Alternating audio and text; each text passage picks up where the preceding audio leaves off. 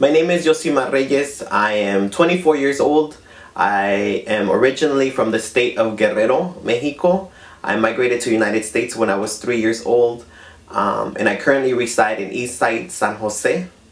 What do I do for work? I currently work for an after-school program, and I'm also a part-time poet, performer, and writer.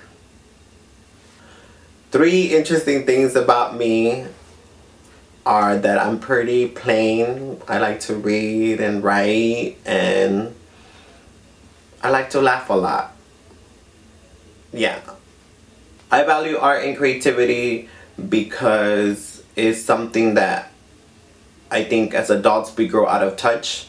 And I think it's very important because art and creativity are mediums that cultivate consciousness. And when you take moments to reflect upon your life and create something beautiful or whatever it may be, not only marks a spiritual growth, but it marks, a point in your life. And I feel that if more adults wrote about their pains and traumas, then we would have less wars. The piece that I submitted was written about my grandfather, and I originally wrote it because I started noticing, I migrated with my grandparents to the United States, and they were the ones that raised me. And I started noticing how my grandfather would have these spans of depression, and in the moments that he missed his homeland or felt depressed, he would drink a lot. And it was when he was drunk that he would tell all these narratives and these stories about him growing up in Mexico. And I just started noticing how sad he would get because he can't go back, and we've been in this country for more than 20 years. And just imagining what it is like to be getting old in this country that really has a lot of limitations upon you as a person, specifically him. I started seeing that it's a huge sacrifice, that they're here just because they want me to get a better education, or they're here because they want to see me grow into whatever success means in this country. So I wrote the piece about him, and the inspiration was just him, or seeing him and how he hustles and he works a lot, and he's older, and he doesn't know anything about retirement or none of those concepts.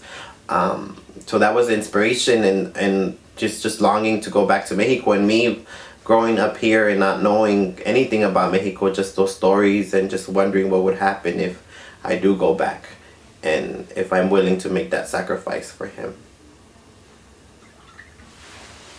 When I got the word that I was a contest winner, I got really happy. I think it just feels good to be acknowledged, specifically in one of these contests, because it's very rare that the platform for undocumented folks to tell their stories is set up. So I feel really honored and very humbled that the story captivated the folks and that I won. I think for my family it's a huge accomplishment, simply because it's very seldom that I share a lot of the stories that I write with them, so they just feel proud that I'm out writing instead of doing drugs and stuff.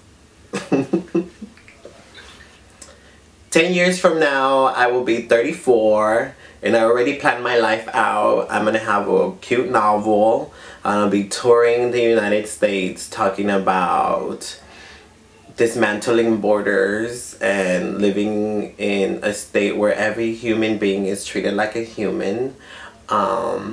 I will be a cute ethnic studies professor teaching at some prestigious university, talking to students about the importance of diversity and of spirituality. So, and I'm gonna be married. Yeah. My message to other undocumented artists is that the narratives in our stories do matter, and they're valuable, and they're important. And I would highly encourage anybody, if you feel that you have some sort of art inclination, to pursue it. I think art is something beautiful. Some people meditate, other people create art. And I'm always for reading people's stories. So I would say write it down. It's as simple as writing whatever happened to you during the day, and telling that narrative, and folks find some sort of connection to it. So I highly encourage other undocumented artists to keep doing their thing, because we need the representation and we need the visibility. So yeah.